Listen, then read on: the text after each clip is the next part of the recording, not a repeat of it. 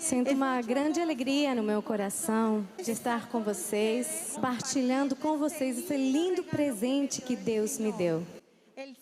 No dia 5 de maio de 1995, na Universidade Nacional de Bogotá, na Colômbia, estávamos meu sobrinho, meu esposo e eu.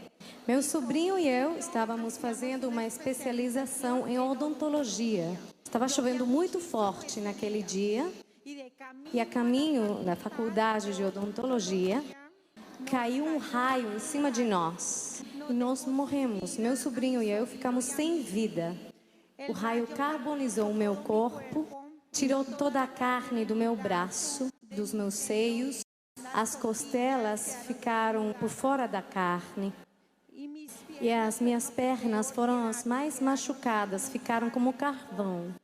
O raio entrou pelo braço e saiu pelo pé. Fígado, pulmão, rins, ovários, todos eles ficaram muito graves pela queimadura. Eu tive uma parada cardíaca, sem vida. Os médicos tentaram me reavivar e, por graça de Deus, eu consegui voltar à vida. Meu sobrinho morreu. Depois cheguei ao hospital, onde eles fizeram todas as cirurgias. Eu tive uma segunda parada cardíaca. Os médicos de novo tentaram me reanimar, reavivar. Depois falam para minha família que eu estava morrendo, que eles não poderiam me levar para a unidade de terapia intensiva, a UTI, pois já não tinham esperança para mim. Contra todo o diagnóstico, a minha família falou assim: os médicos não são Deus. Vamos colocar lá a nossa irmã e que Deus decida. E para a surpresa da ciência médica, eu fiquei 3 dias em um coma profundo, morrendo. Mas ao terceiro dia, Deus me devolveu. Graças a Deus, eu estava em coma. Eu era uma mulher feminista. Eu só pensava no meu corpo. Eu gastei muito dinheiro no meu corpo. Eu era esportista. Mas eu também era escrava da ciência. Eu achava que a ciência, a razão fossem tudo. E nessa vida triste, sem consciência de Deus, eu acabei defendendo a eutanásia, o aborto, o adultério. Eu era uma mulher muito feminista. Eu achava que defendesse a mulher, mas eu estava, na verdade, convidando a mulher para que fosse mais pecadora ainda que o homem. Mas graças a Deus eu não decidi. Porque se eu tivesse consciência naquele momento, eu tivesse escolhido morrer dignamente. E agora, nesse momento, eu estaria no inferno. Depois de ter saído da UTI, eu fiquei no corredor das queimaduras. 1 mês e meio fiquei lá. Durante esse tempo, todos os dias limpavam meus tecidos queimados. Eles iam amputar as 2 pernas. Eu dei súplicas, eu supliquei a Deus para que eles não tirassem as minhas pernas. E eu percebi de que nem o dinheiro, nem a ciência poderiam salvar minhas pernas. O Senhor fez um grande milagre que surpreendeu a medicina. Ele ressuscitou as minhas pernas porque elas estavam mortas, sem vida. Não tinha circulação sanguínea. Estes são grandes milagres. Eu já não caminho como uma gansa, uma pata elegante.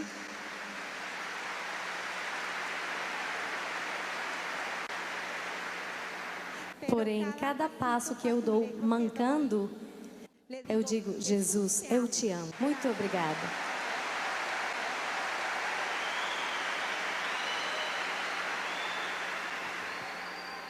Eu fiquei sem seios, mas 1 ano e meio depois, sem obra humana, sem medicina, foi o próprio Jesus que restaurou os meus seios, porque eu já os tinha perdido. E Ele colocou a carne que eu tinha perdido entre as costelas. E Ele me presenteou com uma filha, mesmo tendo meus ovários carbonizados.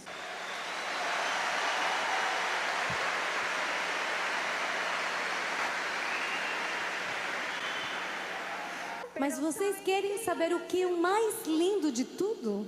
Vocês precisam me perdoar porque eu não consigo achar as palavras humanas para descrever. Quando aquele raio caiu em mim, veio uma luz imensa até mim.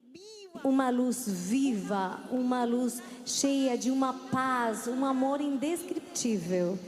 Dessa luz saíam raios imensos, como se fosse um fogo vivo. E toda a humanidade estava envolvida naquele fogo vivo. Eu estava livre de tempo e espaço. Eu conseguia ver toda a humanidade nesse mesmo instante. Eu via o interior da humanidade. Eu via os pensamentos, a vida. sus pecados. O pecado é vivo. Aí eu fiquei horrorizada vendo essas criaturas espantosas vivendo dentro de nós. Eu Como via si fueran llamas. toda a humanidade numa grande escuridão, mas dentro dessa escuridão, pessoas como se fossem chamas. Essas pessoas que eram como chamas, como que tinham uma lâmpada viva dentro delas, era por causa de Cristo Eucaristia vivo dentro delas.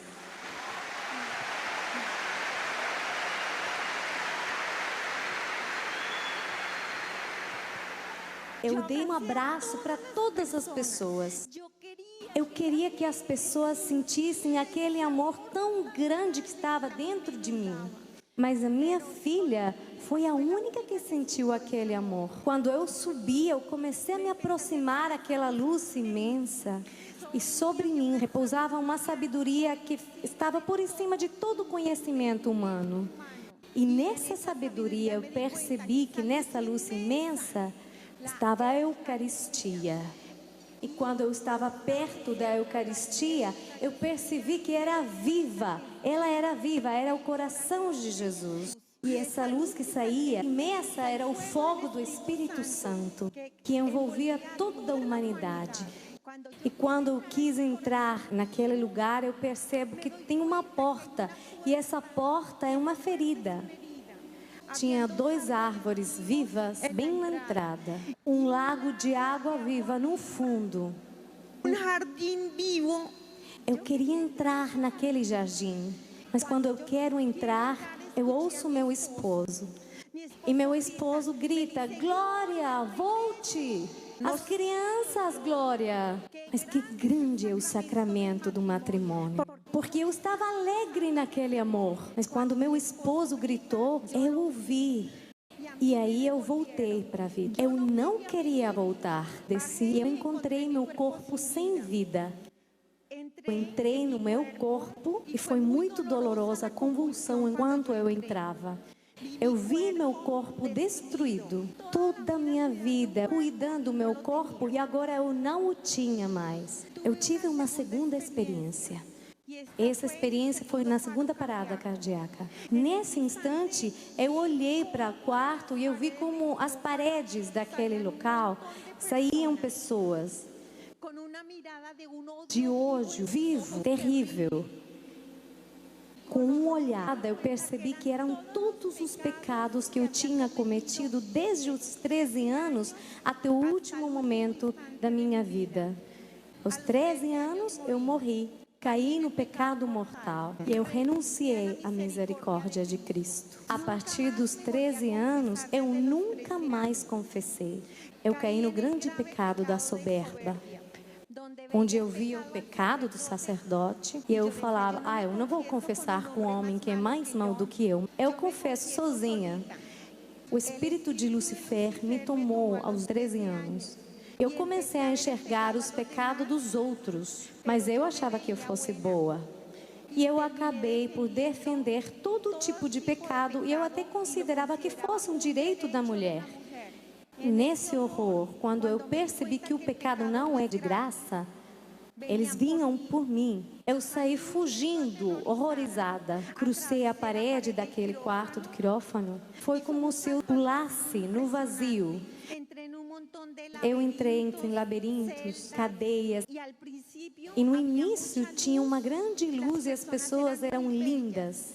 As vestes eram brancas, brilhavam como um sol. Elas tinham um grande fogo aqui no peito. Eu percebi que elas estavam revestidas do Cordeiro de Deus. Cada vez que uma pessoa comunga a carne de Cristo e bebe o seu sangue, aos poucos, próprio Jesus vai cristificando a pessoa e o Espírito Santo vai santificando aquela pessoa. Eu vi a minha mãe lá. Minha mãe era uma mulher muito simples, muito humilde, sem estudos, mas ela era apaixonada por Cristo.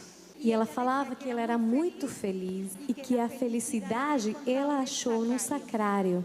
Ela sentia um fogo no coração dela. E ela falava que todos os dias a alma dela crescia com mais amor. Minha mãe dizia, um dia meu coração vai ser rasgado de tanto amor. E eu achava que minha mãe estivesse louca.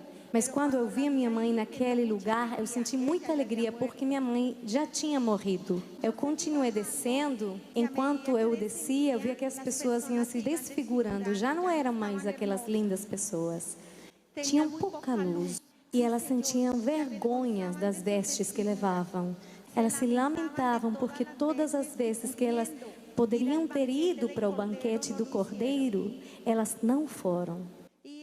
Eu continuava descendo. Nas partes inferiores sentia um fedor, um cheiro horrível. Por primeira vez vi o meu interior e eu gritei, horrorizada. Uma alma em pecado mortal é horrorosa, espantosa, parecia um inferno. 23 anos sem confissão.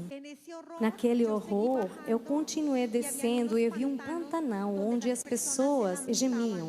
Gritavam aquelas pessoas com vergonha. Elas tinham caído no pecado da luxúria. Elas tinham usado o corpo delas para todo tipo de aberrações. Mas os que mais gritavam de horror eram os adúlteros. O adultério é um pecado gravíssimo. Atenta contra a Santíssima Trindade. Atenta contra o esposo ou a esposa. Contra os filhos e contra toda a família humana. O adultério é um pecado que vai contra os 10 mandamentos. Coitados os governos que atentam contra a família. Estão se enfrentando com Deus. Quando eu estava naquele lugar do pantano, eu vi meu pai gritando. Meu pai cresceu com a cultura, acreditando na cultura de que ter muitas mulheres era ser macho, o homem que bebe e sai com os amigos e até sente orgulho de ter muitas mulheres.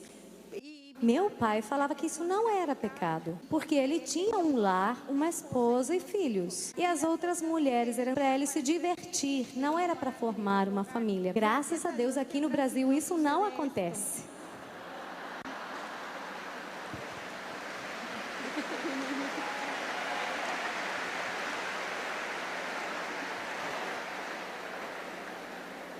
Eu vi meu pai chorando lá. Ele também já tinha morrido.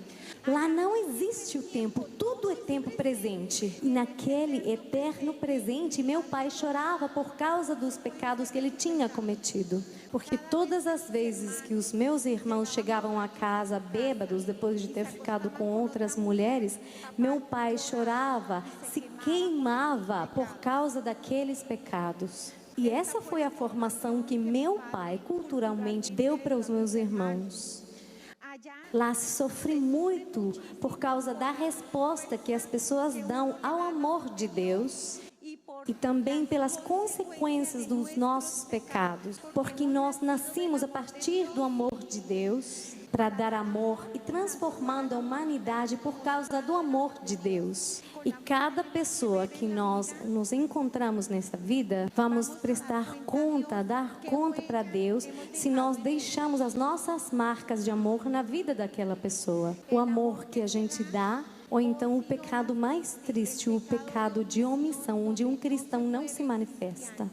Eu vi meu pai gritando lá naquele lugar, mas eu continuava descendo. Eu escutei meu pai falando, graças Senhor, obrigada por esses 38 anos de oração dessa santa mulher que o Senhor me deu por esposa. Por causa dela, eu me salvei. Quando eu continuava descendo, eu cheguei a umas trevas vivas. Havia como uma boca viva un odio vivo. Eu entrei de cabeça. São Miguel Arcanjo me pegou pelos pés. E muitas crianças começaram a pular em cima de mim, crianças horríveis. Eu comecei a gritar: almas do purgatório, por favor, me tirem daqui. Já não era ateia mais, já não odiava a igreja mais. Eu já não criticava os sacerdotes mais. Eu estava num horror terrível. E naquele momento eu ouvi como milhares de pessoas gritavam naquele buraco horrível. Havia uma boca embaixo, ela estava fechada. Eu sentia medo porque se alguém me soltasse, eu não estaria naquele buraco, mas naquela boca viva que estava lá embaixo. Naquele buraco horrível tinha muitos jovens e eu ouvia eles gritando. Tinham cometido suicídio. Lá não há tempo. Lá não há tempo, mas eles estavam esperando o tempo de vida que Deus tinha decidido para eles serem julgados. Eu gritei, enlouquecida. Eu nunca roubei, eu nunca matei. Eu não tenho razão para estar aqui, porque eu sou católica. Me tire daqui. Eu vi umas escadas. E naquelas escadas tinha uma luz. No primeiro degrau da escada estava meu pai. 4 degraus depois estava minha mãe. Eu gritei para eles me tirarem daí. Mas eu compreendi aí que todos os pais estarão no julgamento dos seus filhos. Porque a paternidade é um dom de Deus, não é um fato biológico simplesmente. E todos os pais daremos conta do amor, da formação, do lar que nós oferecemos aos nossos filhos. Somos nós, os pais, os que evangelizamos os nossos filhos e os ensinamos a amar. E somos nós que ensinamos aos nossos filhos a transformarem, desenvolverem os talentos, os dons que eles têm para transformar a sociedade numa sociedade de Deus. Quando vi meus pais naquela escada, eu comecei a gritar: me tira daqui, eu sou católica. Naquele instante se ouviu uma voz muito doce que encheu aquele lugar de paz. E naquele momento aquela voz disse: muito bem, se você é católica, diga para mim os mandamentos da lei de Deus. E eu não sabia. E eu falei: eu vou falar do primeiro mandamento. E eu falei: o primeiro mandamento é amar a Deus acima de tudo, de todas as coisas. É o próximo como a mim mesma. E a voz me diz: muito bem. E você tem amado? E eu gritei: eu sim, eu sim. E quando alguém falou para mim não, todas as máscaras caíram. Meu coração ficou nu. Me falaram: teu Deus é o dinheiro. Foi essa idolatria que consumiu você e você se submeteu a ela. Mas eu falei para aquela voz: qual dinheiro? Eu deixei todos os meus bens lá na terra. E eu falei até aquele momento. E aí abriram diante de mim o livro da vida. Mas que amor tão grande Deus sente por nós. Ele nos ama com um amor particular, com um amor apaixonado. Para cada um de nós, Ele tem um livro. E naquele livro da vida é possível ver como Jesus está pendente de nós, de cada passo, de cada detalhe. Um Deus terno que se faz próximo de nós. Que mal pecamos, nós, quando pecamos, tiramos a Jesus do nosso coração. Mas Jesus, até o último instante, Ele está rogando para que nós aceitemos a misericórdia dEle. É essa a dor maior do livro da vida. Verão o grande amor apaixonado que Jesus sente por nós. E a resposta que a gente dá para aquele amor. Eu vi quantos sacerdotes, religiosas, pessoas de oração se aproximaram de mim na minha vida, enviadas por Jesus para que eu voltasse a Ele. Como foi que eu respondi? Com ódio à igreja. Essa foi a minha resposta ao amor de Deus. Eu vi a igreja no livro da vida. O coração vivo de Cristo é a igreja. O coração vivo de Cristo que alimenta a humanidade e enche a humanidade do seu amor. O livro da vida começou a partir da minha fecundação, a partir da união do óvulo e o espermatozoide do meu pai. Houve uma grande explosão. E o ventre da minha mãe ficou iluminado com a minha alma madura, adulta. Eu senti alegria em Deus desde o momento da minha fecundação. E Deus sentia alegria comigo e Ele me encheu de talentos. Vocês têm percebido como as crianças que acabaram de nascer, elas riem e ficam alegres? E algumas pessoas afirmam, está falando com Deus. A resposta é sim.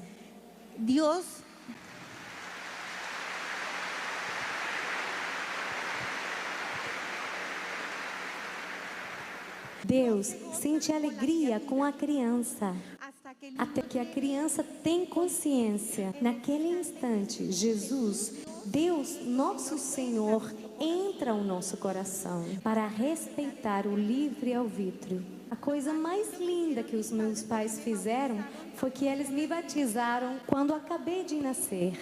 O Espírito Santo pegou o meu espírito e me colocou no coração de Deus, a igreja. Eu fui vestida com vestes brancas. E quando o sacerdote traçou a cruz na minha testa, ficou como com um fogo. Papai Deus colocou essa cruz no dedo do sacerdote. Filha de Deus, pagada ao preço do sangue, o sangue do seu santo filho. Minha alma estava limpa, branca. Meus pais, apesar da simplicidade, da pobreza, eles me ensinaram a amar o próximo. E minha alma estava como com um copo cheio do amor de Deus. Eu era muito feliz. Quando comecei a pecar, as vestes brancas começaram a ficar manchadas. Quando eu pecava, eu perdia o amor ao próximo, que foi o primeiro amor que eu perdi. Eu comecei a perder também o amor a Deus. Eu comecei a procurar Deus como se fosse uma caixa automática que solucionaria os meus problemas. O pecado me encerrou no egoísmo. Eu já nem queria servir, nem amar o próximo. Quando foi que minha alma ficou limpa como a neve? Foi na minha primeira confissão. Quando eu cheguei até o confessionário, do coração do sacerdote saiu o coração de Jesus sangrando. O sacerdote não é um homem qualquer. O sacerdote é a criatura que mais ama a Deus.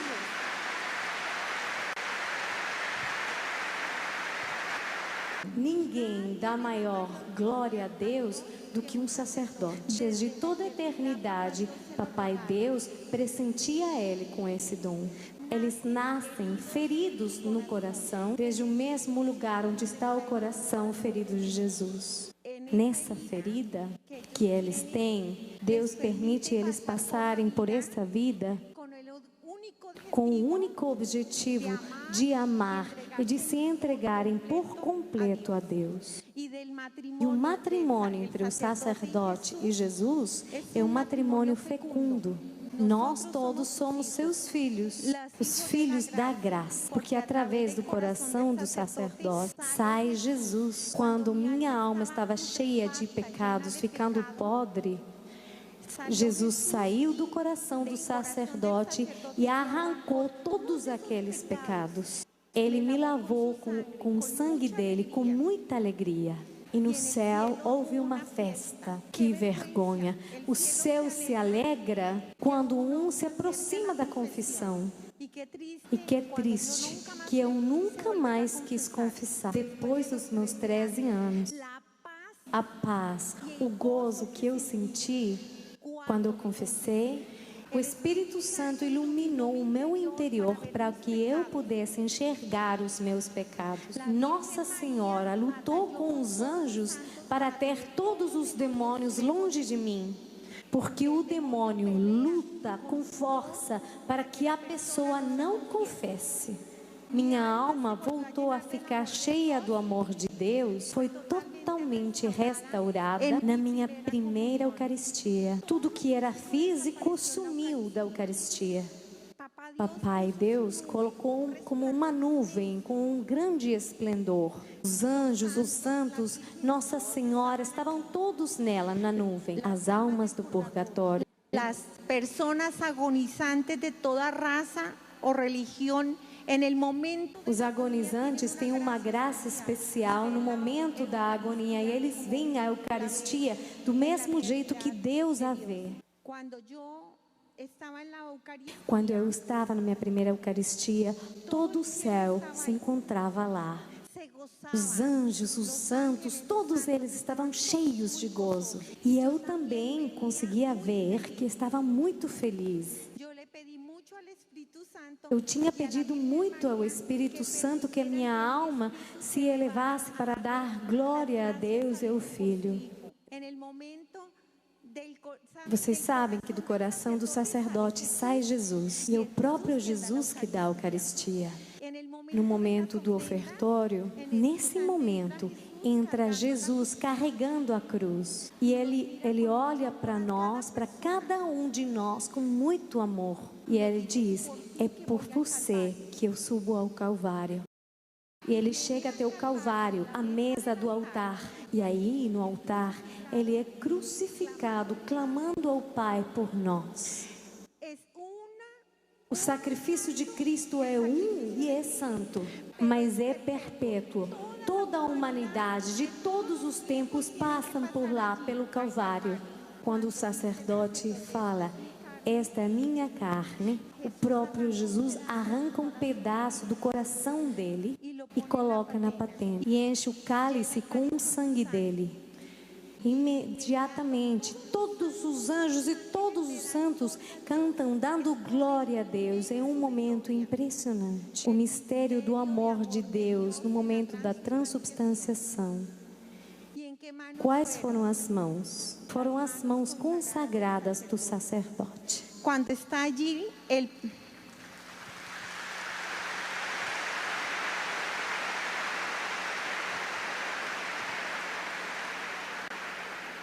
Nesse instante, o céu e a terra se aproximam um do outro. E no momento da consagração, há uma explosão imensa do Espírito Santo. E toda a criação começa a se alegrar. E o céu e a terra se aproximam. As trevas vão ficando mais claras. Por isso, as trevas têm usado os meios de comunicação para tornar a humanidade, a sociedade, uma besta. Porque só uma besta é capaz de matar o filho das suas próprias entranhas.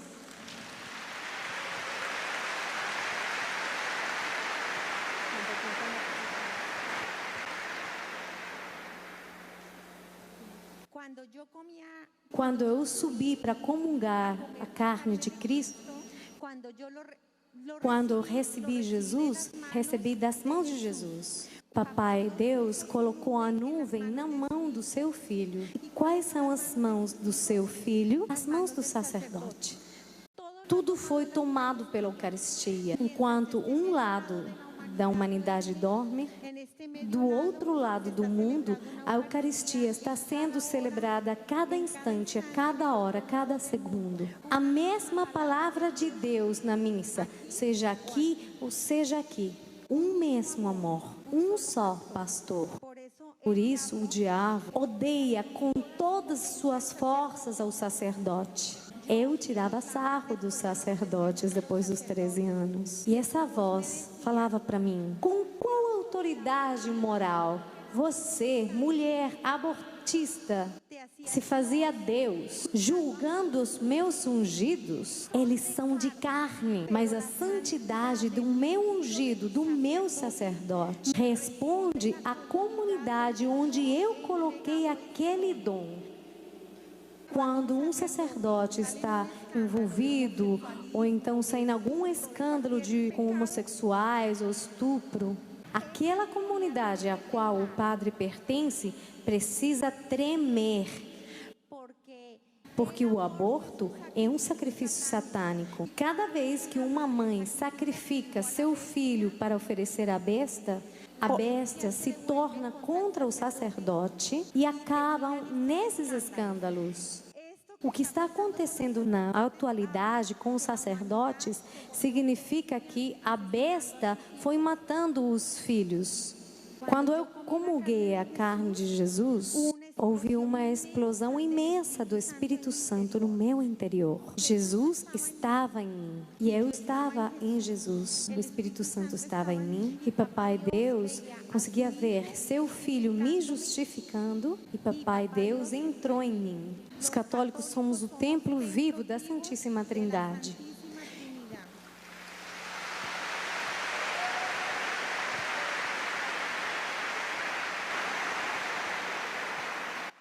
É por causa disto que todos os povos nos odeiam. O espírito de Lúcifer dirige os governos dos povos para destruir a Igreja Católica. E eles pagam grandes quantidades de dinheiro para destruir a nossa fé. Eu vi os meus pecados.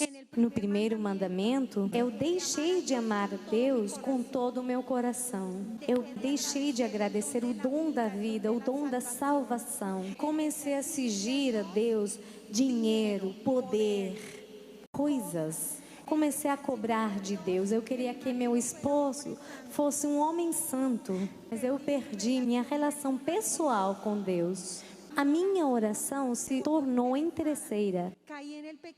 Caí no pecado do adultério. Adultério porque eu comecei a trair a minha fé católica. Porque um pecado não atrai simplesmente um pecado, mas começa a atrair muitos outros. Bruxaria. Quando eu fui para os bruxos, eu abandonei a minha fé e me consagrei às trevas, porque eu estava mais interessada nas respostas imediatas dos astros, a astrologia, os horóscopos, a leitura do tarô. Eu fiz um mestrado com o demônio. Olha, os livros orientais são muito perigosos. Eu caí na meditação transcendental, viagens astrais, desenvolvimento do terceiro olho. E tudo isso fez com que eu acreditasse que eu era poderosa. A minha egolatria cresceu até um ponto muito alto. A idolatria. A minha primeira idolatria foi a minha melhor amiga, quando eu tinha 13 anos. Eu era uma menina que amava Deus com meus 13 anos. Mas eu caí na sedução. E é muito triste quando alguém fala para os jovens que é bom ser alcoólatra, ser viciado. Aos 13 anos, eu vi como uma coisa normal que as pessoas deitassem, tivessem um relacionamento sexual com qualquer um. E esta formação, entre aspas, eu recebi das minhas amigas. E eu comecei a enxergar a prostituição como algo normal dentro de um jovem. E vocês sabem o que é fazer o amor aos olhos de Deus? O casal e Deus, porque Deus é amor. O grande valor do matrimônio, onde entram para a igreja 2 pessoas, mas ao sair, saem em 3. Quando comemos a carne de Cristo, comungamos com Ele, colocamos as argolas, os anéis, fazemos uma aliança, um pacto de fidelidade até que a morte nos afaste. Já não são 2 pessoas, são 3. O casal e o perfeito amor de Deus unindo aquele casal. E aí já não são 3, são 1. Nesse mesmo momento, o Espírito Santo inflama a mesa familiar que eles partilham e também a cama do casal, onde eles vivem o sacramento do matrimônio. O relacionamento sexual é um presente de Deus. A relação sexual é também um dom de Deus, onde o casal se ama, a pessoa ama a pessoa com o seu corpo, mas como presente de Deus vem a fecundidade. Infelizmente, eu me afastei de Deus entrando na ideologia abortista. Eu defendia o uso dos abortivos. Eu usei DIU durante toda a minha vida. E Jesus me mostrou que quando eu tinha hemorragia com coágulos de sangue muito grandes, eu tinha que ir para o médico. Os médicos falavam para mim que meu corpo não aceitava o DIU. Mentira. O diabo é mentiroso. Aborto. Eu matei muitos filhos no meu ventre, nas minhas entranhas. Como o tempo é breve e já está terminando, eu não vou falar de cada mandamento, mas eu vou falar do pior dos pecados. Meu pior pecado foi ter me afastado do amor de Deus e renegado da igreja. Separada da luz que Deus me dava para caminhar nesta vida, eu me afundei no serviço a Lucifer. O que é o que a besta fala? Que os jovens podem fazer o que eles quiserem, desde que usem a camisinha. Isso é uma mentira. As minhas amigas, mesmo com camisinha, abortaram. Quando eu tinha 16 anos, eu fui terrivelmente atacada pelas amigas minhas. Elas me faziam sentir como uma pessoa que não valia a pena, porque eu tinha 16 anos e ainda era virgem, graças à oração da minha mãe. Quando as minhas amigas caíram na promiscuidade, nas orgias, todo tipo de depravações, eu me manteve como uma mulher de um homem só. Meu único namorado, noivo, que também foi meu esposo. Eu tinha jurado para as minhas amigas que quando eu namorasse por primeira vez, eu iria ter relações sexuais. Mas quando eu tive meu primeiro namorado, eu não queria ter relações. Eu não queria abortar. Eu já tinha visto que elas tinham abortado. E elas falavam para mim, não, faz muito tempo que a gente não aborta. O segredo é simplesmente usar 2 camisinhas e alguns espermicidas. Você simplesmente pega 5 pílulas abortistas e você não vai ficar grávida. Então eu tive a minha relação. Mas foi mais por causa da pressão das minhas amigas que por gosto, por amor. E a minha mãe tinha razão. Eu já era uma mulher qualquer. As vestes da virgindade são muito preciosas. Elas são dadas pelo próprio Deus. Meu terror começou quando eu tinha retardo. Mas como podia meu período menstrual demorar tanto se eu tinha tido tanto cuidado? Mas o diabo é muito mentiroso. Ele precisa de sacrifícios humanos. Quando já faziam 4 meses que eu não menstruava, não conseguia dormir, sentia muita angústia. O que eu vou fazer? Meus pais são tão pobres. Mas eu era uma menina muito romântica. E eu falei, eu vou escapar com meu noivo e eu vou ter meu filho. Mas quando eu falei isso para meu namorado, falei, eu estou grávida. Eu já sentia muito amor por meu bebê. Já meus seios estavam ficando grandes. Quando eu tocava minha barriga, meu bebê mexia dentro de mim. Eu andava entre o horror de estar grávida, entre o amor de sentir meu nenê dentro de mim crescendo. Quando eu falei para meu namorado que eu estava grávida, ele não podia acreditar, porque nós tínhamos tido tanto cuidado. E ele falou para mim, mas Glória, você é uma menina, você apenas tem 16 anos e eu tenho 17. Nós não podemos ter esse nenê, precisamos abortar. Eu gritei, não, eu amo meu nenê. Mas eu percebi que eu não tinha coragem. E um dia eu entrei lá numa clínica abortista chorando, fugindo. E meu namorado estava me trazendo.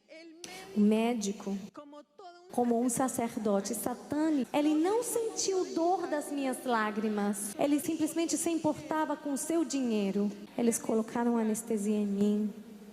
Quando eu acordei, estava morta. Eu morri com meu nenê. Ai, que dor tão grande, tão espantosa. Uma ferida que vai até o fundo da alma.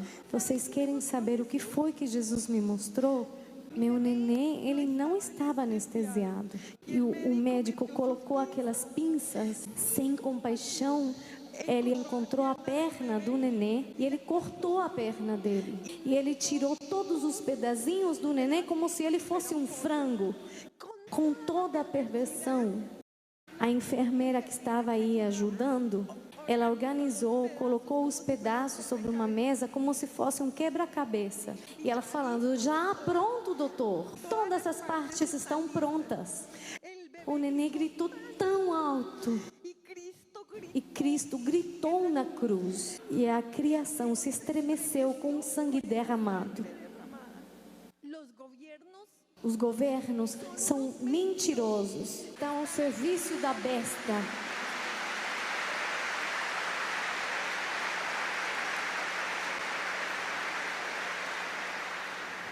quando eles falam que o aborto é um direito da mulher. Por acaso eles foram pesquisar como é que uma mulher fica depois de ter abortado? Depressão, angústias, insônio, enfermedades de todo tipo de doença mental. Somos mulheres felizes depois de ter matado o nosso próprio filho? Mas vocês querem saber por que é que os governos falam isto? Porque nós, as mulheres, somos cobardes. Somos cobardes e não queremos ficar de pé.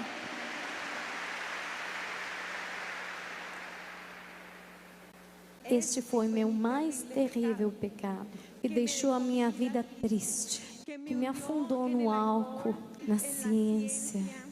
E o mais triste, eu estando excomulgada, eu não procurei a misericórdia de Deus. E olha só o abismo mental que a besta deixou na minha cabeça.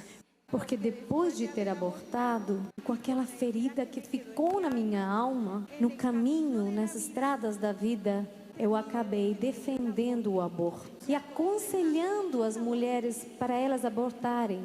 Quando o livro da minha vida foi fechado, que dor tão grande. Eu passei pela vida destruindo. Perguntaram para mim, quais são os tesouros espirituais que você traz? As minhas mãos estavam vazias. E falaram para mim, para que foram bons seus apartamentos? Você trouxe por acaso até aqui um tijolo? O culto a seu corpo. Você por acaso trouxe até aqui seu corpo? Eles falaram para mim, tudo que você tinha em bênção. Não porque você era inteligente e estudava muito como você falava. Olha, quantos profissionais melhores em termos acadêmicos existem do que você, melhores do que você. Mas olha a condição na qual eles se encontram. Mas como muito foi dado para você, muito será cobrado. De cada grão de arroz que eu pegava, cada grão de arroz que eu jogava fora, olha, o grão de arroz é a providência que Papai Deus dá ao seu povo.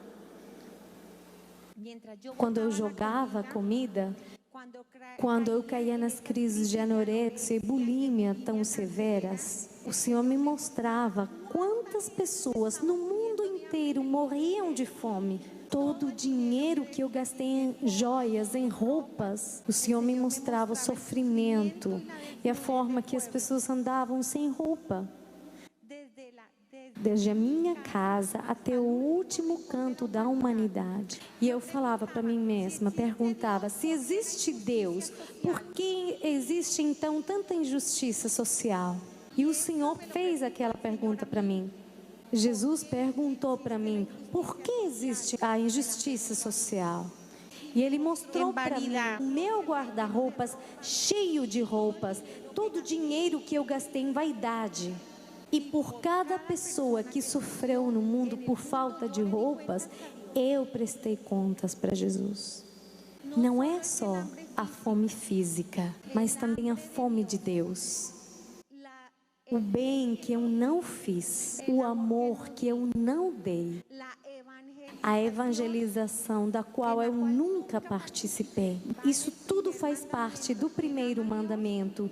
Quem ama Deus, vive Deus e entrega Deus para seus irmãos.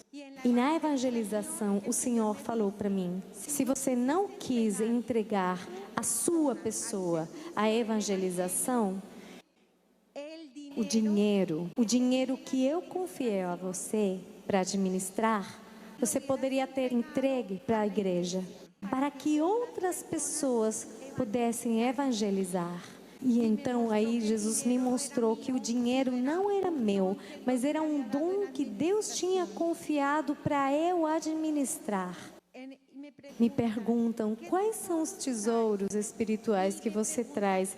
E que foi que você fez com os dons que eu lhe dei? De pedra, seu coração de pedra. Quando tínhamos que escolher um presidente, eu nunca votava. Também nunca pedi para o Espírito Santo me iluminar para eu escolher a pessoa para dirigir, governar o meu país. Isto também é um pecado de omissão. É por isso que o mundo está do jeito que está.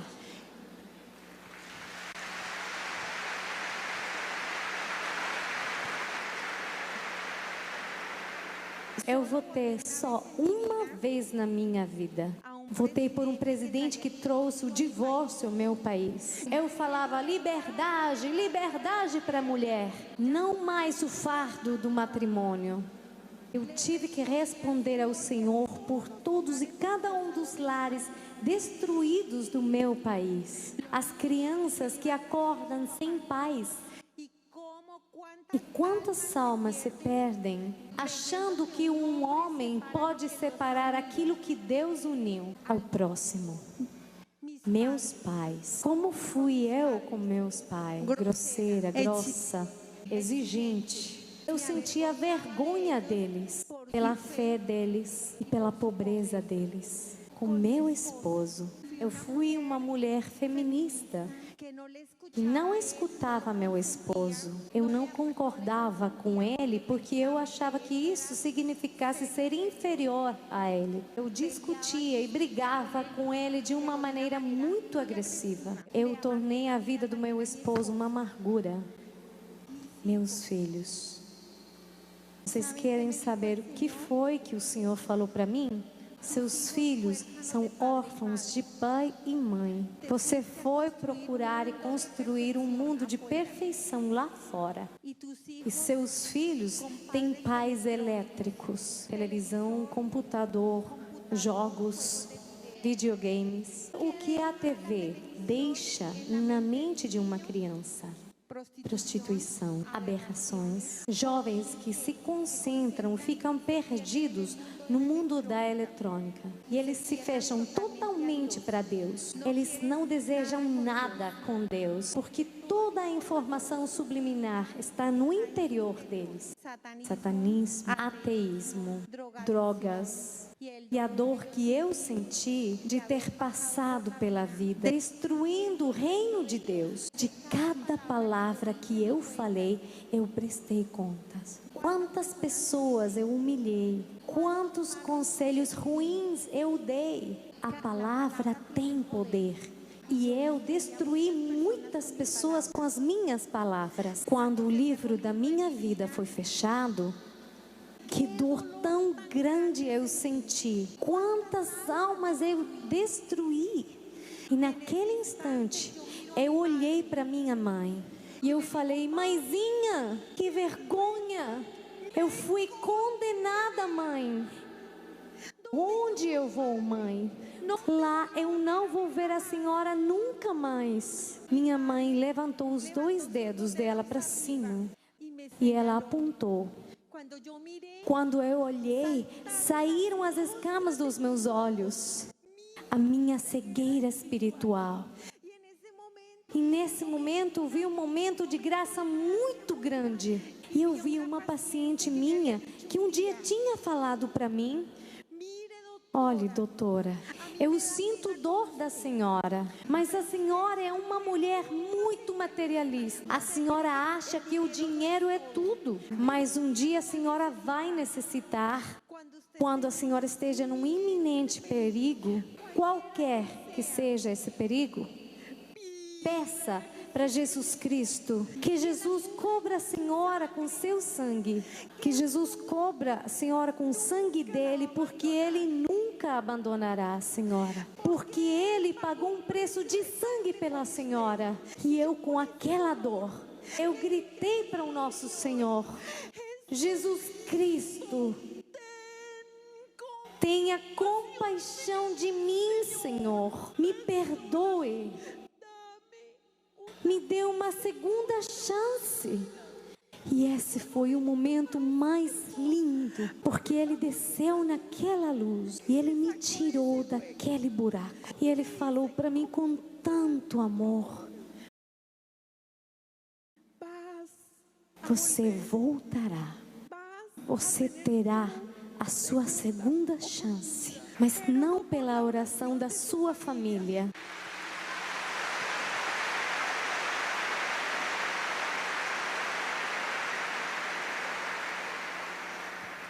porque é normal que eles chorem e clamem por você, mas é por causa da oração de todas as pessoas alheias a seu sangue e a sua carne, que têm rezado e têm clamado por você.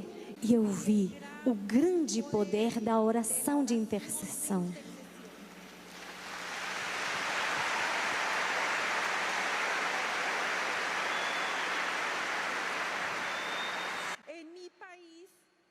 No meu país, apesar do sofrimento e da violência do meu povo, muitas pessoas choraram e rezaram por mim quando eles leram os jornais, assistiram os noticiários.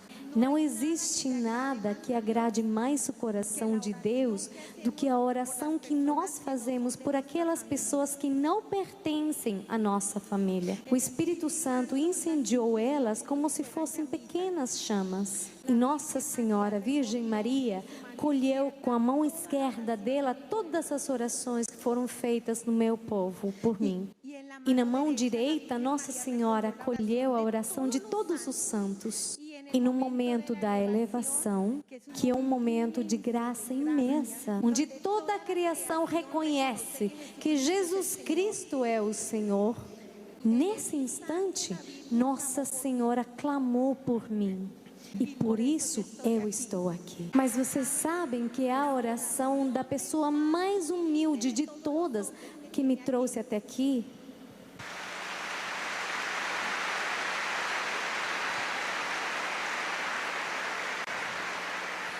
É um homem muito simples, muito pobre, na roça das Terras Nevadas. Ele não tinha o que comer. A guerrilha, que é o exército armado da Colômbia, tinha ameaçado ele. Pediam pelo filho dele. E esse homem simples da roça desceu durante horas com o filho dele e a esposa. Ele ia muito feliz, porque ele ia para a Eucaristia. Quando ele chegou lá, ele ficou de joelhos, colocou a cabeça dele no chão e no coração ele gritou: Senhor, eu te amo. te amo. Gracias, Senhor. Gracias Pelos meus filhos. Obrigado pela vida, Senhor. Obrigado por tudo que o Senhor me dá. Eu não sou digno de tanto amor, Senhor. Senhor, eu te peço que meus filhos te amem, Senhor. Que Colômbia se torne um país bom, Senhor. Que o mundo se converta, que o mundo te ame, Senhor. E esse homem da roça, depois de comungar, saiu e comprou panela, que é um doce feito de cana doce, feito de cana e de sal. A panela, o doce, embrulharam com papel de jornal. E naquele jornal estava a minha fotografia, eu queimada. Estava escrito aí que o meu sobrinho tinha morrido e eu estava internada, sofrendo. Aquele homem simples, depois de ter lido a notícia, caiu chorando no chão, como se eu fosse a filha dele. E no coração ele gritou: Pai, Senhor, tenha compaixão da minha irmãzinha, Senhor. Salve ela, Senhor. Senhor, Se o Senhor salvar a minha irmãzinha, eu prometo que eu vou ao santuário de Boga e eu vou cumprir uma promessa. Mas salva minha irmãzinha, Senhor. Ele não tinha o que comer e ofereceu atravessar um país por mim. a Dios le dijo papá.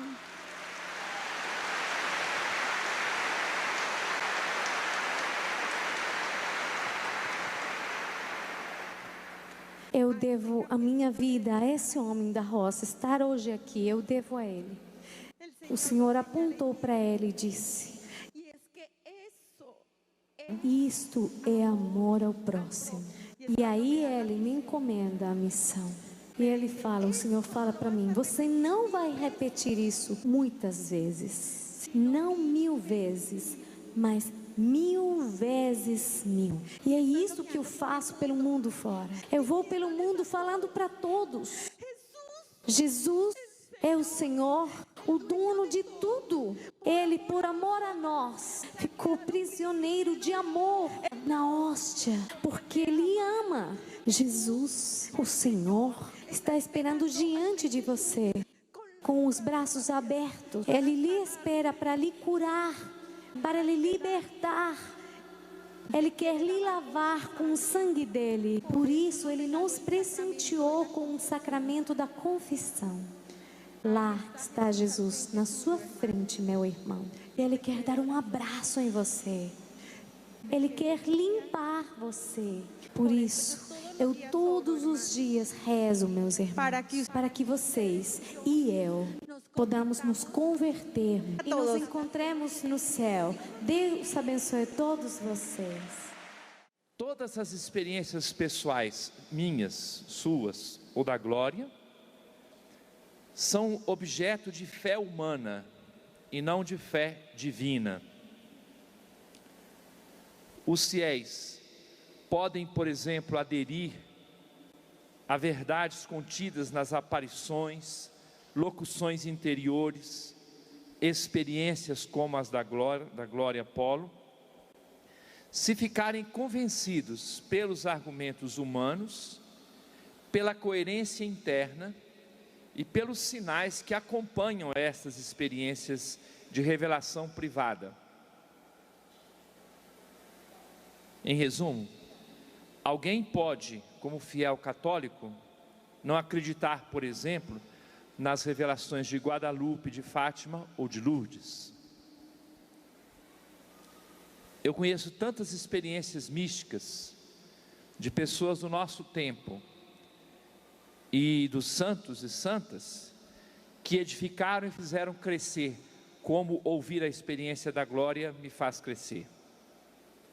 A igreja nunca, abram aspas, aprova, fecha aspas, o conteúdo dessas revelações, mas apenas quando elas são analisadas, diz que nada obsta ou não existe nada contrário à fé católica. No caso concreto de Glória Apolo, ainda não foi feito nenhum estudo oficial por parte da igreja.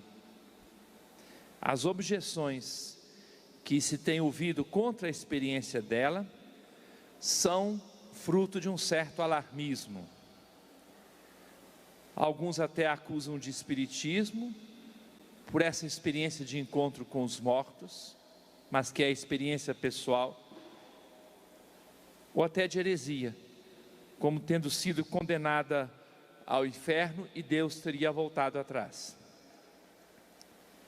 Nenhuma das acusações tem cabimento.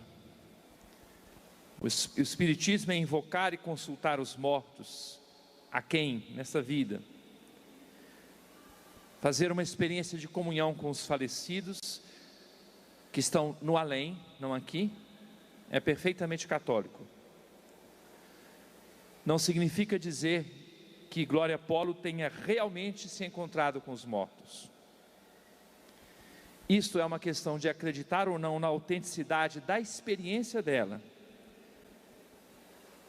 Que ela tenha feito essa experiência e palavras atribuídas a pessoas que já partiram tenham entrado dentro do seu coração. Como muitas vezes, palavras ditas pelos nossos pais que já partiram ressoam dentro do nosso coração. Não significa que aquela pessoa está voltando para nos falar.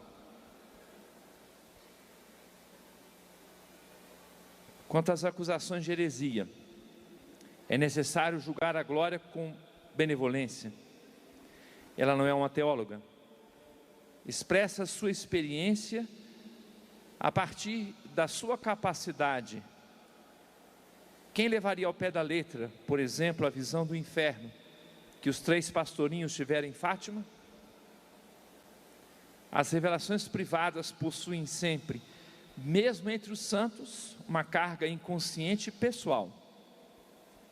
Santa Catarina de Sena teve a impressão de que a Virgem Maria dizia que não era imaculada, e São Vicente Ferrer teria tido uma revelação de que o mundo acabaria no seu tempo de vida. A igreja não os considerou hereges por isso. Atribuiu à visão de Santa Catarina a influência de uma certa imaturidade ou pouca clareza do seu diretor espiritual, e a revelação de São Vicente Ferrer à cultura do seu tempo. Isso quanto à ortodoxia, a correção da suposta revelação. Outra coisa bem diferente é um juízo pastoral a respeito da oportunidade ou não de propagar esta experiência. Com a multidão que está aqui, mas nós achamos oportuno que a experiência da glória ficasse conosco aqui, para que, espalhada pelos meios de comunicação, não abrisse possibilidade de incompreensões e julgamentos inadequados. O testemunho da glória tem seus prós e contras, mais prós do que contras. É oportuno, num tempo em que ninguém leva mais a sério a possibilidade de condenação ao inferno e as verdades da comunhão dos santos, fiéis no céu, no purgatório e aqui na terra, que se ajudem mutuamente no intercâmbio de orações, graças e méritos. É uma oportunidade para nós percebermos que esta comunhão dos santos faz parte da nossa fé. É possível que muitas pessoas com algumas perspectivas teológicas venham a abominar essa experiência de caráter místico, de revelação particular, de experiência na oração e com muitos frutos para o crescimento de todos nós. É possível que pessoas com pouca formação teológica venham a levar tão ao pé da letra a experiência pessoal dela e caiam em equívocos. Assim, fica bem esclarecido. Eu, pessoalmente, acho que a experiência vivida por ela e de conversão e de estímulo a uma vida segundo o Evangelho é extremamente positivo, mas não podemos transformá-la numa revelação que substitua ou contradiga a revelação que terminou no Apocalipse e que, portanto, a partir daí a igreja deve esclarecer, e cabe à igreja esses esclarecimentos, e ela tem consciência de que as revelações particulares não se transformam em verdades de fé. Julgamos que esses esclarecimentos possam ajudar a todos nós para não desperdiçar a grandeza da experiência de conversão dela e certamente também para todos nós. Obrigado.